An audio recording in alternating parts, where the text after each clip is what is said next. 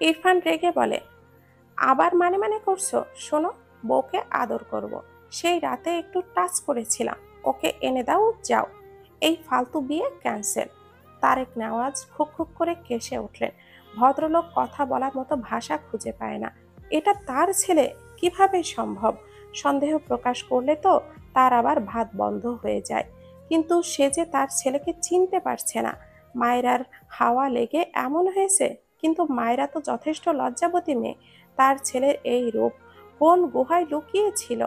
তারেক নেওয়াজকে চুপ দেখে ইরফান আবারও রেগে বলে, তুমি কি আমার বউকে এনে দিবে, নাকি আমি তোমার বউকে লুকিয়ে রাখার অ্যারেঞ্জ করব?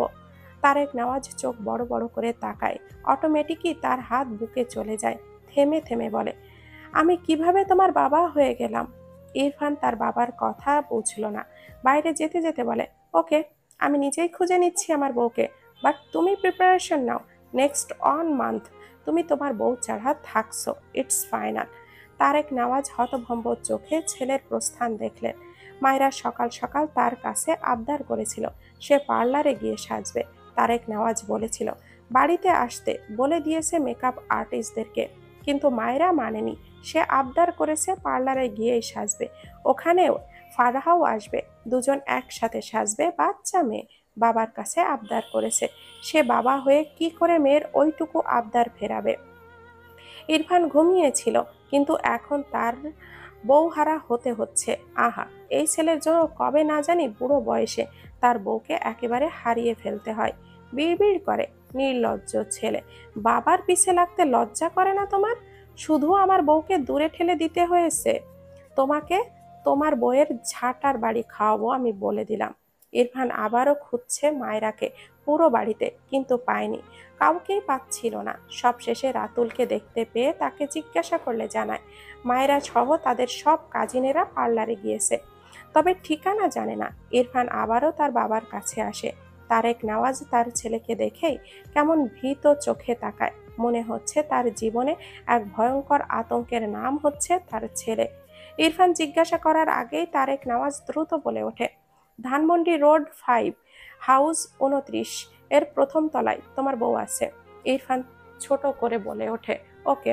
কথাটা বলেই ইরফান দ্রুত পায়ে বাড়ি থেকে বেরিয়ে যায়। তারেক নওয়াজ অসহায় চোখে দেখল তার ছেলে বউ পাগল হওয়া তার খুশি হওয়া উচিত, নাকি তাকে সেকেন্ডে সেকেন্ডে আতঙ্কে ফেলছে? এর জন্য তার মারাত্মক কষ্টে জর্জরিত হয়ে শোক পালন করা উচিত। এই সব ভেবে ভদ্রলোক চরম হতাশায় শ্বাস ফেললেন। ইরফান বাড়ি থেকে বেরিয়ে যাচ্ছে দেখে বাড়িতে থাকা মেহমান সহ সকলে অবাক হয়ে তাকিয়ে আছে। বিয়ের আগে বর বাড়ি দেখে সিভিল ড্রেসে কোথায় বেরিয়ে যাচ্ছে। রাতুল এগিয়ে এসে বলে, আরে ইরফান ভাই, তোমার তো বিয়ে, ভুলে গেলে? ইরফান পায়ের গতি না থামিয়েই বরং বেরিয়ে বলে, বিয়ে ক্যান্সেল। ইরফানের কথাটায় বিনা মেঘে বজ্রপাত পড়ল যেন। রোমা নওয়াজ এগিয়ে এসে বলেন, এসব কি বলছো বাবা? সব আয়োজন শেষ, আর তুমি বলছো বিয়ে করবে না? ইরফান একবার তার মায়ের দিকে তাকিয়ে বলে, আম্মু, তোমার হাজবেন্ড আমার বউকে লুকিয়ে রেখে এসেছে। আমি ওকে আনতে যাচ্ছি, আর এইসব অ্যারেঞ্জ করার জন্য আফসোস হলে তুমি আর বাবাকে আরেকবার বিয়ে করে নাও। কথাটা বলে ইরফান আর এক সেকেন্ডও দাঁড়ায় না, বাড়ি থেকে বেরিয়ে যায়। রোমা নেওয়াজের পাশে তারেক নেওয়াজ এসে দাঁড়িয়েছে। ছেলের কথা শুনে ভদ্রলোক কাশতে কাশতে সোফায় বসে পড়েছে। রোমা নেওয়াজ হতভম্ব হয়ে দাঁড়িয়ে রইলেন। এদিকে রাতুল মাথা চুলকায়। ছেলের দ্বিতীয়বার বিয়ে করতে মন চাইছে না বলে কি সুন্দর করে বাবা মাকে বিয়ে করার অফার করলো। কত ভালো ছেলে, কতই না দয়ালু ছেলে। কথাগুলো এক সাইডের দিকে হয়েছে, যার ফলে বাইরের কেউই শুনতে পায়নি। নয়তো আজ এত মেহমানের সামনে রোমা নওয়াজ আর তারেক নওয়াজের কি হতো?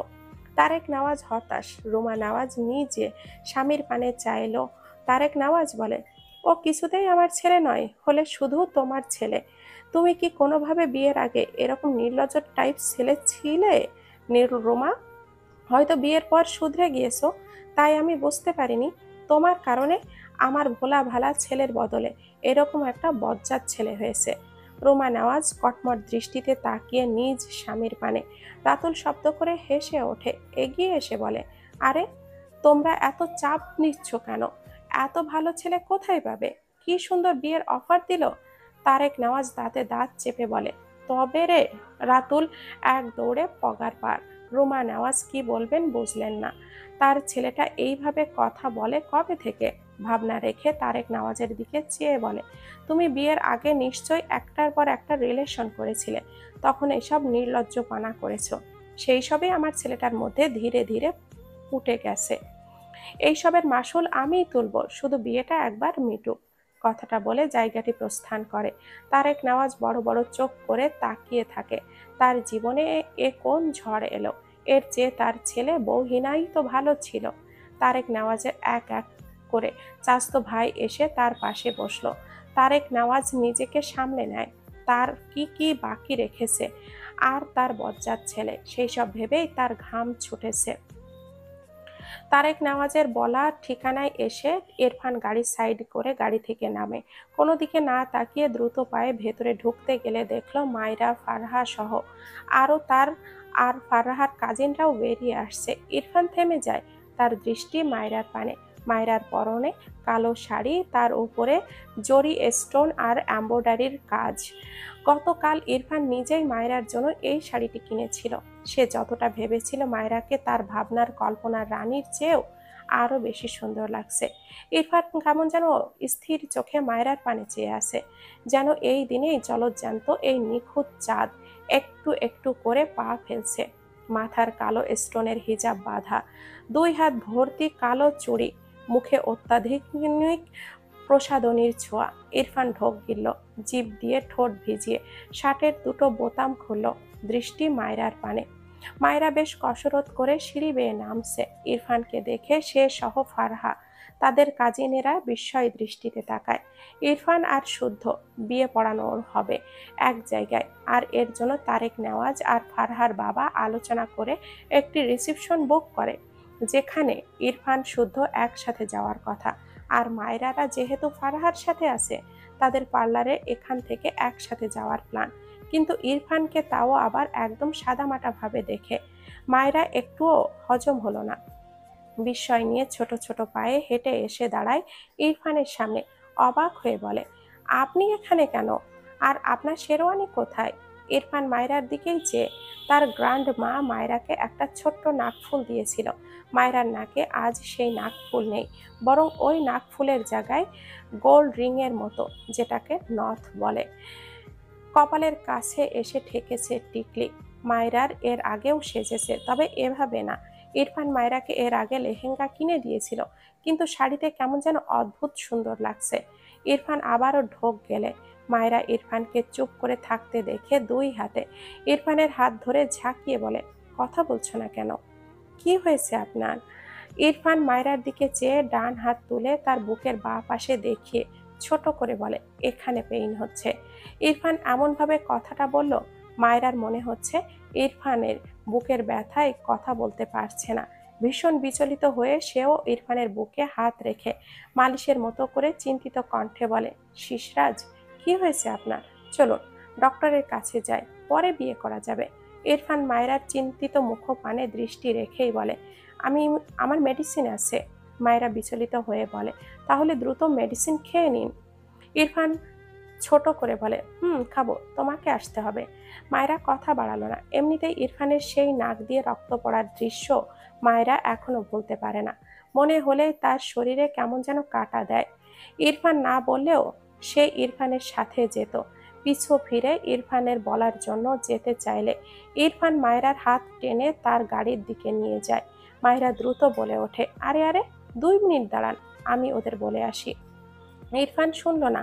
মায়রা পিছু ফিরে গলা চড়িয়ে বলে, আপু তোমরা চলে যাও, আমি ওনার সাথে যাচ্ছি। কথাটুকু বলেই ইরফান মাঝে পিছু ফিরে মায়রাকে কোলে তুলে নেয়। মায়রা চেঁচিয়ে ওঠে, আবার সাথে সাথে নিজেই নিজের মুখ চেপে ধরে। মানুষ কি বলবে? বিরক্তি কণ্ঠে বলে, আমাকে নামান, এখানে অনেক মানুষ, আর আপনি না অসুস্থ? উফ, নামান তো। ইরফান দ্রুত পায়ে এগিয়ে গিয়ে তার গাড়িতে গিয়ে বসে। ড্রাইভিং সিটে সে বসে মায়রাকে তার কোলে বসায়। সময় নষ্ট না করে গাড়ি স্টার্ট দেয়। মায়রা পাশের সিটে বসতে চাইলে ইরফান বাধ সাধে। কয়েক মিনিট গাড়ি চালিয়ে ব্রেক কষে। মায়রা আশেপাশে তাকিয়ে দেখলো এটা একদম ফাঁকা একটা জায়গা। ইরফানের দিকে তাকিয়ে বলে, এটা কোথায় আসলেন? বাড়ি যাবেন না? ঔষধ তো বাড়িতেই, তাই না? তাহলে বা মায়রা আর কথা বলার সুযোগ পায় না। ইরফান দুই হাতের আজলায় মায়রার মুখ নিয়ে ঠোঁট জোড়া আঁকড়ে ধরে। মায়রা বুঝতেই পারেনি। ক্ষণে ক্ষণে ইরফান মায়রার সব সাজ এলোমেলো করতে উদ্যত হয়। মায়রা ইরফানের থেকে ছাড়া পেতে চায়। ইরফান ছাড়লো তো দুই হাতে শক্ত করে মায়রার কোমর জড়িয়ে ধরে। মায়রা ভীষণ ছটফট করে। ইরফানকে ভীষণ এলোমেলো লাগে। মায়রা বেশ কসরত করে ঠেলে ঠুলে ইরফানকে সরিয়ে রেগে তাকায় ইরফানের দিকে। ইরফান বিরক্ত চোখে তাকায়। মায়রাকে আবারও টেনে নিতে চাইলে মায়রা চেঁচিয়ে ওঠে, অসভ্য লোক, আপনি না অসুস্থ? নিজের ঔষধ না খেয়ে আমার সাথে কি শুরু করেছেন? আমাকে বিয়ে করতে দিবেন না? সেই সকাল থেকে না খেয়ে সেজেছি, আর আপনি সব এলোমেলো করে দিলেন। বলতে বলতে মাথায় জড়ানো এলোমেলো হেজাব খুলে ফেলল। একদম যাচ্ছে তাই অবস্থা করে দিয়েছে। ইরফান কোনো কথা ছাড়াই আবারও মায়রার ঠোঁট জোড়া আঁকড়ে ধরে। মায়রা ছটফট করে। এত রাগ লাগছে তার, দুই হাতে ইরফানের দাড়ি ধরে টানে। ইরফান মায়রাকে ছেড়ে মায়রার দুই হাত ধরে রেগে বলে, স্টুপিড, কি প্রবলেম? মায়রা অসহায় কণ্ঠে বলে, আপনি আসলেই খুব খারাপ, আমার সব নষ্ট করে দিলেন। আমি বিয়েই করব না, আপনি বাড়ি গিয়ে ঔষধ খান। ইরফান চোখ ছোট ছোট করে বলে, বিয়ে ক্যান্সেল, আর আমার মেডিসিন আমার কাছেই আছে, বাড়ি গিয়ে কি করব? মায়েরা অবাক হয়ে বলে, তাহলে খাচ্ছেন না কেন? ইরফান বিরক্তির কণ্ঠে বলে, খাচ্ছিলাম তো, তুমি ডিস্টার্ব করছো। মায়েরা চোখ বড় বড় করে বলে, আপনি কি পাগল?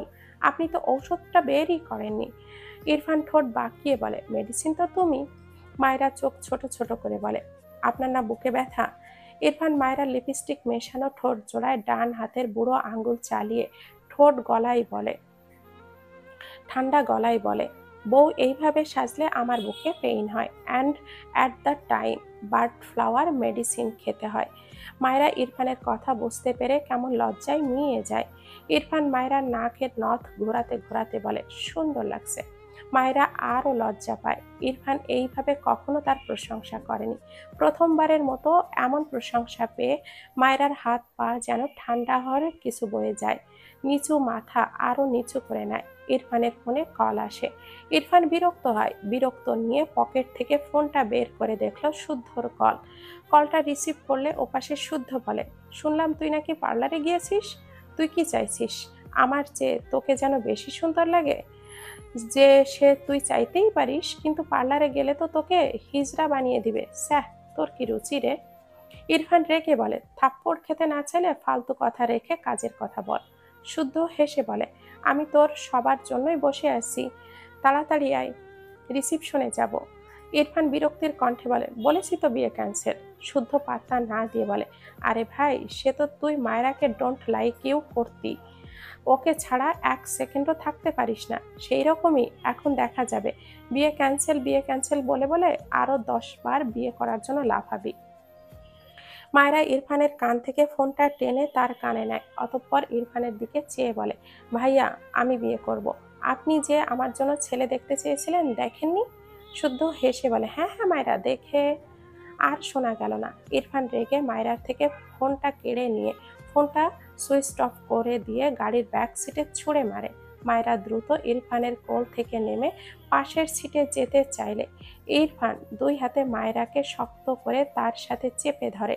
দাঁতে দাঁত চেপে বলে, কাকে বিয়ে করবে বলছিলে? মায়েরা মোছড়ামুছড়ি করতে করতে বলে, আপনাকে আপনাকে ছাড়ুন আমায়, আমার হাড়গোড় সব ভেঙে গেল। ইরফান হাতের বাঁধন ঢিলে ঢালা করার বদলে আরো শক্ত করলো। মায়েরা অসহায় কণ্ঠে বলে, ছাড়ুন আমায়, আপনাকেই তো বিয়ে করতে চাইছি, কিন্তু আপনি আমায় বিয়ে করতে চান না, গিরগিটি একটা। ইরফান বিরক্তির কণ্ঠে বলে, স্টুপিড বাদর, বিয়ে করলে টাইম ওয়েস্ট হবে। মায়েরা অদ্ভুতভাবে তাকায় ইরফানের দিকে। মানে সময় নষ্ট হয় বলে বিয়ে করবে না? এই লোকটাকে কি বলা উচিত? রেগে বলে, হায় রে আমার পাংচুয়াল মানুষ রে, ওই সময় বাঁচিয়ে কোন মহাকাশে অভিযান চালাবেন আপনি? ইরফান হাতের বাঁধন একটু ঢিলে করে একটু হেসে বলে, তোমার মহাকাশে। মায়েরা থতমত খেয়ে তাকায়, চোখ বুজে নেয়, মাথাটা নিচু করে থুতনি একদম গলার নিচে নামিয়ে ফেলে। ইরফানের ঠোঁটের কোণে লেপ্টে থাকা হাসি আরেকটু দীর্ঘ হয়। অতঃপর বলে, আমার কাছে মাস্ক আছে, তুমি চাইলে মাস্ক দিয়ে মুখ ঢাকতে পারো। মায়েরা রেগে মেগে দুই হাতে ইরফানের গলা চেপে ধরে বলে, আপনার চেয়ে একটা অসভ্য লোকও ভালো আছে। ইরফান গাল চুলকায়, সাথে মায়রার দিকে কেমন করে যেন তাকিয়ে থাকে। ঠোঁটের কোণে বাঁকা হাসি। মায়রা আবারও লজ্জা পায়। দ্রুত ইরফানের কোল থেকে নেমে পাশের সিটে গিয়ে বসে। এবার ইরফান কিছুই বলল না। মায়রা দেখল ইরফান সেই একই ভঙ্গিতে তার দিকে চেয়ে আছে। মায়রার কান্না পাচ্ছে। গাড়ির ড্যাশবোর্ডের ওপর থেকে ফার্স্ট এইড বক্সটা নিয়ে ইরফানের দিকে ছুঁড়ে মেরে বলে, অসভ্য লোক, আপনি একটা বখাটে, আপনি আমাকে টিচ করেছেন, আমি আপনাকে একদম ছাড়বো না বলে দিলাম। ইরফানের তবুও কোনো পরিবর্তন নেই, বরং মায়রার অবস্থা দেখে হাসি চড়া হয় আর মায়রার লজ্জা বাড়ে। মায়রা সিটের ওপরে পা তুলে একদম উল্টো ঘুরে বসলো। এই অসভ্য লোকের দিকে সে আজ মরে গেলেও তাকাবে না। ইরফান কিছুই বলল না, চুপচাপ গাড়ি স্টার্ট দেয়। একটু পর পর আর চোখে মায়রার দিকে তাকায়। মায়রা একবার ইরফানের দিকে তাকিয়েছিল, চোখাচোখি হওয়ায় মায়রা আবারও সাথে সাথে ওই দিক ফেরে। ইরফান ডান হাতে স্টিয়ারিং ঘোরায়, বা হাতের বুড়ো আঙ্গুল দিয়ে চাপ দাড়িতে স্লাইড করতে করতে ঠোঁট বাঁকিয়ে বলে, স্পেশাল মোমেন্টে লজ্জা পাওয়া উচিত, বাট তুমি অপোজিট কেন? মায়রা এবার এগিয়ে এসে দুই হাতে ইরফানের মুখ চেপে ধরে কান্না মাখা গলায় বলে, আল্লাহর দোহাই, এবার আপনি চুপ করুন। ইরফান বাঁ হাতে মায়রাকে তার কোলে ভালোভাবে বসিয়ে মায়রার মাথা তার বুকে রেখে স্বাভাবিকভাবে বলে, ওকে, আপাতত রেস্ট করো। মায়রা আর কিছুই বলল না, ওভাবেই থাকলো। ইরফান শুদ্ধকে কল করে জানিয়ে দিয়েছে সে আর মায়রা এখান থেকে রিসিপশনে যাবে, শুদ্ধদের চলে যেতে বলেছে। মায়রাকে একটি রেস্টুরেন্টে গিয়ে বিরিয়ানি খাইয়েছে। এরপর ঔষধের দোকানে গিয়ে মায়রার দুপুরের আর রাতের ঔষধ কিনেছে, সাথে একটি পানির বোতল। এগুলো কিনে গাড়িতে এসে বসে ইরফান। মায়রার দিকে ঔষধ আর পানি বাড়িয়ে দিলে মায়রা বিনা বাক্যে ঔষধ খেয়ে নেয়। তার তো মনেই ছিল না সে বাড়িতেই ঔষধ রেখে এসেছে। ইরফান মায়রার কাছে থাকা একটি ছোট্ট ব্যাগে রাতের ঔষধ রেখে বলে, এটা রাতে মনে করে খাবে, আমি বিজি থাকতে পারি। মায়রা ভীষণ আপ্লুত হলো ইরফানের সব মনে আছে দেখে। এরপর ইরফান বেশ কিছুক্ষণ ড্রাইভ করে একটি শপিং মলে যায়। গাড়ি থেকে নামার আগে মায়রার শাড়ি যে একটু একটু এলোমেলো হয়েছিল তা সুন্দর করে ঠিকঠাক করে দেয়। হিজাব দিয়ে মায়রার মাথাটা ঢেকে দিয়ে মৃদু স্বরে বলে, ট্রায়াল রুমে গিয়ে হিজাব বেঁধে নিবে, ওকে? মায়রা আবদার করে বলে, আপনি বেঁধে দিন। ইরফান মায়রার মুখের দিকে তাকায়। সে তো কখনো হিজাব বাঁধেনি। মায়রার আবদার মানল চুপচাপ। বেশ অনেকটা সময় নিয়ে মায়রাকে হিজাব বেঁধে দেয়। এরপর তার ফোনের সেলফি ক্যামেরাটা অন করে মায়রার সামনে ধরে বলে, পছন্দ হয়েছে? মায়রা হেসে বলে, আসলেই অনেক ভালো হয়েছে। আপনি কেমন জানেন, ওই যে ক্লাস 6-7-এর একটা গাইড পড়তাম, একের ভিতরে সব, আপনি সেই গাইডের মতো একটা মানুষ, ভেতরে সব গুণই আছে। ইরফান ফোনটা পকেটে রেখে বলে, আর তুমি মানুষের ভেতরে বাদর, ওপরে মানুষ, ভেতরের বাদরামিতে ভরা। মায়রার মুখটা ভোঁতা হয়ে তাকায়। সে কি সুন্দর প্রশংসা করলো, আর এই লোকটা কি করলো? মায়রা একটু ঝুঁকে ইরফানের পকেট থেকে ফোনটা বের করে। ইরফান কিছু বোঝার আগেই একদম রাস্তার মাঝে ফোনটা ছুঁড়ে মারে। ইরফান হতভম্ব হয়ে দ্রুত মায়রার পাশের জানালায় উঁকি দিয়ে দেখল তার ফোন অলরেডি কয়েকটা গাড়ি পিষে দিয়ে গুঁড়ো গুঁড়ো করে দিয়েছে। ইরফান মায়রার দিকে চেয়ে রেগে বলে, স্টুপিড, কি করলে এটা? ওখানে আমার কত ইম্পর্টেন্ট থিম ছিল, কোনো আইডিয়া আছে তোমার? মায়েরা তার সিটে বসে ভাবলেশহীন ভাবে বলে, আপনি জানেন না, বাঁদরদের মাথায় বুদ্ধি থাকে না, ওরা হাতের কাছে যা পায় পছন্দ না হলেই সেটা ছুঁড়ে ফেলে দেয়। বাঁদর বলবেন, আবার বাদরামিও সহ্য করবেন না, তা তো হবে না সোনা। ইরফান চোখ ছোট ছোট করে বলে, সোনা? মায়েরা থতমত খেয়ে বলে, ওটা একটা ডায়লগের মতো। ইরফান হতাশ হয়ে আরেকবার তার গুঁড়ো হওয়া ফোনের দিকে তাকালো। স্টুপিডটা তার কত কাজ বাড়িয়ে দিল। মায়েরা মিটি মিটি হাসে, ভালোই হয়েছে। মূলত তার রাগ হয়েছিল, অসভ্য লোক, শুধু তার বদনাম করবে। ইরফান বিরক্তির নিঃশ্বাস ফেলে গাড়ি থেকে বের হয়। অপর পাশে গিয়ে গাড়ির ডোরটা খুলল। মায়েরা বেরিয়ে আসে। ইরফান মায়েরার হাতটা ধরে সামনে এগিয়ে যায়। মায়েরা একটু পর পর ইরফানের দিকে তাকায়। সে বোধহয় ফোনটা ফেলে দিয়ে ঠিক করেনি। মিনমিন করে বলে, আপনি কি আমার উপরে রাগ করেছেন? আমি আসলে বুঝতে পারিনি। ইরফান বাঁ হাতে মায়রাকে তার সাথে আগলে নিয়ে ঘাড় বাঁকিয়ে মায়রার কপালে চুমু এঁকে মৃদু হেসে বলে, it's okay, I will manage, don't worry. Myra কিছুই বলল না। ইরফানকে তার ভীষণ অদ্ভুত লাগে এখন, না চাইতেও আগের ইরফানের সাথে মেলাতে যায়। আর তখন তার মনে হয় সে বর্তমানে কল্পনার জগতে বাস করছে। ইরফান শপিং মল থেকে ব্ল্যাক কালারের শেরওয়ানির সাথে প্যান্ট কিনে ট্রায়াল রুম থেকে বেরিয়ে আসে। মায়েরা মুগ্ধ দৃষ্টিতে ইরফানকে দেখে। ইরফানের যে কালো পছন্দ তা মায়েরা এতদিনে বুঝেছে। কিন্তু মজার ব্যাপার হলো, ইরফানকে কালোতেই ভীষণ সুন্দর লাগে, আর ইরফানের চক্করে মায়েরারও চোখে এখন শুধু বের হয় কালোই। ইরফান এগিয়ে এসে মায়েরার হাত ধরে বাইরে বের হয়। ইরফান হঠাৎই দাঁড়িয়ে যায়। মায়েরা ইরফানের দিকে চেয়ে বলে, কি হয়েছে? ইরফান মায়েরার শাড়ি এলোমেলো করে কুচির দিকে চেয়ে আছে। গাড়িতে ওইভাবে এলোমেলো হয়ে বসার কারণে মায়েরার শাড়ির কুচি একদম নষ্ট হয়ে গিয়েছিল বলা যায়। মায়েরা আবারও কিছু বলার আগে ইরফান হাঁটু মুড়ে বসে খুব মনোযোগ সহকারে মায়েরার শাড়ির কুচি একটা একটা করে গুছিয়ে দেয়। মায়েরা মাথা নিচু করে বিস্ময়কর দৃষ্টিতে তাকিয়ে থাকে ইরফানের পানে। আশেপাশে অনেক পথচারী দাঁড়িয়ে পড়েছে, আবার অনেকের পথের চলাচল থামেনি। তবে দৃষ্টি ঘুরে ফিরে ইরফান আর মায়রার পানে আসছে। ইরফান খুব নিখুঁতভাবে মায়রার শাড়ির সবগুলো কুচি সাজিয়ে দেয়। এরপর বসা থেকে দাঁড়িয়ে মায়রার হাত ধরে তার গাড়ির দিকে এগিয়ে যায়। মায়রা ইরফানের দিকে চেয়ে হাঁটছে। সে তার অনুভূতি কি করে বোঝাবে? একটু পর কাপা কণ্ঠে ডাকে, শিশরাজ। ইরফান সামনের দিকে তাকিয়ে হাঁটতে হাঁটতে বলে, I don't like you but flower. মায়েরা ইরফানের কথা শুনে হেসে ফেলল, শব্দ করে হেসেছে। ইরফানের মুখের এই কথাটা কেন যেন ভালোই লাগলো। একটু পর হাসি থামিয়ে দুই হাতে ইরফানের বাঁ হাতে জড়িয়ে ধরে হাঁটতে হাঁটতে বলে, আই হেট ইউ শিশরাজ। ইরফান আর চোখে মায়রার দিকে তাকায়, সূক্ষ্ম হাসলো, কিছুই বলল না। মায়রার মুখেও হাসি। এখনো দুজন কপত কপতির পানে মুগ্ধতা মিশিয়ে তাকিয়ে আছে। ইরফান মায়রা একেবারে জন্যেও নিজেদেরকে রেখে অন্যদের দিকে মন দেয়নি। তারা হয়তো জানেও না তাদের এমন দৃশ্য অনেকের চোখের দুই পাতায় মুগ্ধতার সহিত ভরে নিয়ে তাদের গন্তব্যের পথে গিয়েছে। রিসিপশন জুড়ে শুধু মানুষ আর মানুষ। ফারহাদের আত্মীয়রা এসে শুদ্ধর সাথে পরিচয় হয়। আবারও কেউ কেউ এমনভাবে তাকায় শুদ্ধর মনে হচ্ছে সে বর। তার মুখ ঢাকার জন্য বিছানা থেকে চাদর তুলে আনা উচিত ছিল। শুদ্ধর মনটা খারাপ, সে ফারহাকে দেখতে পায়নি। রিসিপশনে এসে ইরফানের জন্য ওয়েট করতে করতেই যেন সে বুড়ো হয়ে যাবে। বেয়াদ্দব, বিয়েটা না করে বউকে নিয়ে যা। আর এই ফারহাটা যে কোথায়, একেবারে দেখায়নি তাকে। একবার দেখেছিল কিন্তু মুখ দেখতে পায়নি। তাকে দেখেই আরো বেশি এমন করছিল। আর যদি সে বর না হতো তবে ফারহাকে থাপ্পড় দিত একটা। তাকে মুখটা একটুখানি দেখতে দিল না। এই সব নেওয়া যায়?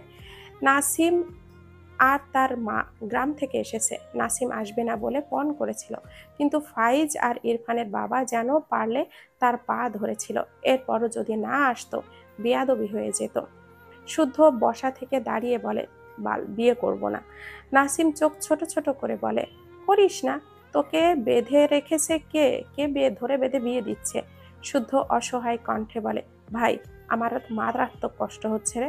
ফারহার মুখ দেখতে পাইনি। তুই ভাবতে পারছিস আমি এই মুহূর্তে একটা ছ্যাঁকা খাওয়া পাবলিক? নাসিম হেসে কিছু বলতে চাইলেও মায়রাকে দেখে থেমে যায়, ধীরে ধীরে হাসি মিলিয়ে যায়। মায়রা ইরফানের হাত ধরে মাত্রই প্রবেশ করলো। ইরফানের গায়ে কালো শেরওয়ানি, মায়রার পরনে কালো শাড়ি। শুদ্ধ আর চোখে নাসিমের দিকে তাকায়।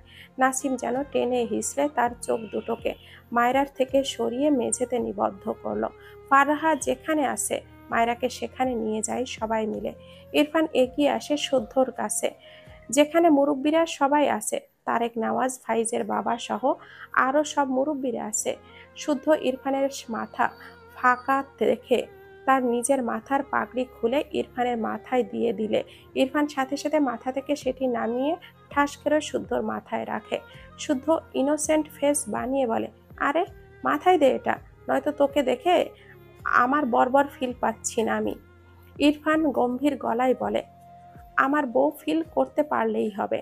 নাসিম পাশ থেকে মৃদু হাসলো। ইরফান তার দিকে একবারও তাকায়নি, উল্টো তাকে যে ইচ্ছে করে অ্যাভয়েড করছে এটাও বুঝতে পারলো। নাসিম গলা ঝেড়ে বলে, দোস্ত, কংগ্রাচুলেশন। ইরফান নাসিমের দিকে তাকালো না, সামনের দিকে এগিয়ে যেতে যেতে ছোট ছোট করে বলে, থ্যাঙ্কস।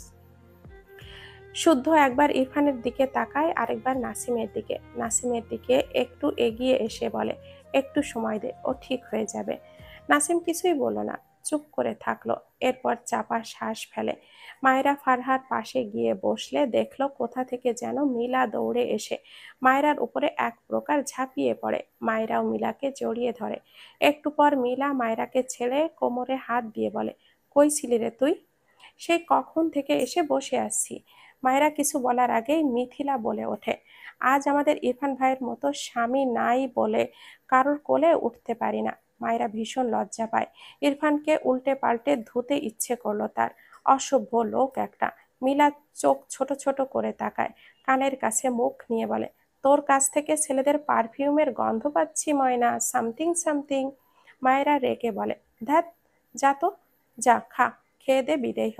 মিলা কোমরে হাত দিয়ে বলে, এই বেয়াদব, আমি খালু খেয়ে যাব কেন, সাথে বান্ধিয়াও নিয়ে যাব। মিলার কথায় সবাই হেসে ফেলে, মায়েরাও হেসে ফেলল। লাবিব কোথা থেকে দৌড়ে এসে মায়েরার কোলের ওপরে হাত রেখে বলে, আপুই আপুই, আমাকে তুমু খাও, আমি আহ, শুকিয়ে গেছি। লাবিবের কথা শুনে সবাই অবাক হয়ে তাকায়। মায়েরা লাবিবকে কোলে নিয়ে বেশ কয়েকটা চুমু খায়। পাশ থেকে ফারহা লাবিবের গাল টেনে বলে, আপুইয়ের চুমু না খেলে তুমি শুকিয়ে যাও। লাবিব মাথা ওপর নিচ করে। লাবিবের কাণ্ডে সবাই আসছে। মিলা এগিয়ে এসে বলে, এই ছানা, তোমাকে এত পাকা পাকা কথা কে শিখিয়েছে? লাবিব মিলার দিকে তাকিয়ে বলে, খুবিস দুলাভাই। মায়েরা কেসে ওঠে। মিলা চোখ বড় বড় করে বলে, কি সাংঘাতিক শালা দুলাভাই রে, একজন শিখিয়েছে আরেকজন শিখেও নিয়েছে। মায়েরা কপাল চাপড়ায়। এই অসভ্য লোকটা তার দুধের ভাইটাকেও যে আর কি কি শিখিয়েছে আল্লাহই জানে, আর সে জানে। ইনায়া অবাক হয়ে বলে, আল্লাহ, ভাইয়া এইসব শিখিয়েছে? আমার তো বিশ্বাসই হচ্ছে না। মায়েরা বিড়বিড় করে, তোমাদের ভাই যে কি পরিমাণের অসভ্য সেটা যদি তোমরা জানতে। বহুরূপী একটা, ওপরে ওপরে ভালো সেজে থাকে। কিছুক্ষণ পর ইরফান আর শুদ্ধর সামনে কাজী সাহেব বসে। ইরফানের পাশে তারেক নেওয়াজ বসেছে। একটু দূরে মায়েরার মা বসেছে, আর শুদ্ধর পাশে বসেছে ফারহার বাবা। তার পাশে ফাইজ। ফাইজ একটু পর পর ইনায়াকে গিয়ে দেখে আসে। এমনিতেই তার বউ অল্প বয়সে তার বাচ্চাটাকে পেটে নিয়ে ঘুরে বেড়ায়। ফাইজের চিন্তার শেষ নেই। কাজী সাহেব বেশ কিছু কথাবার্তা বলে ইরফান আর তারেক নেওয়াজের উদ্দেশ্যে জিজ্ঞাসা করে, কাবিন কত? ইরফানের এইসব বিষয়ে জানা নেই। গতবার তো শুধু কোথায় যেন সাইন করেছিল আর কবুল বলেছিল। তাই কৌতূহলী চোখে প্রশ্ন করে, হোয়াট ইজ কাবিন? কাজী সাহেব বোঝানোর স্বরে বলে, কাবিনে যা টাকা দিবে সেই পরিমাণ টাকা তোমার স্ত্রীকে দিতে হবে। আর তোমাদের বিচ্ছেদ হলে তখন এটা তোমার স্ত্রীকে পুরোপুরি পরিশোধ করে দিতে হবে। কথাটা শুনে ইরফান কটমট দৃষ্টিতে তাকায় কাজী সাহেবের দিকে। ভদ্রলোক হেসে কথাগুলো বলছিল, কিন্তু ইরফানের অমন শক্ত মুখ দেখে তার মুখ থেকে হাসি সরে যায়। ভাবলো, সে কি ভুল কিছু বলে ফেললো নাকি? ইরফান দাঁতে দাঁত চেপে বলে, আর ইউ ম্যাড? আমি আমার বউকে ছাড়বো কেন? এসব ফালতু রুলস টেনে এনে আমার বিয়ে পড়াতে এসেছেন? গল্পটির নাম হচ্ছে প্রণয়ের অমল কাব্য। লিখেছেন ডিআরএম সোহাগ। ভাইয়ার পেজের নাম ডিআরএম সোহাগানি।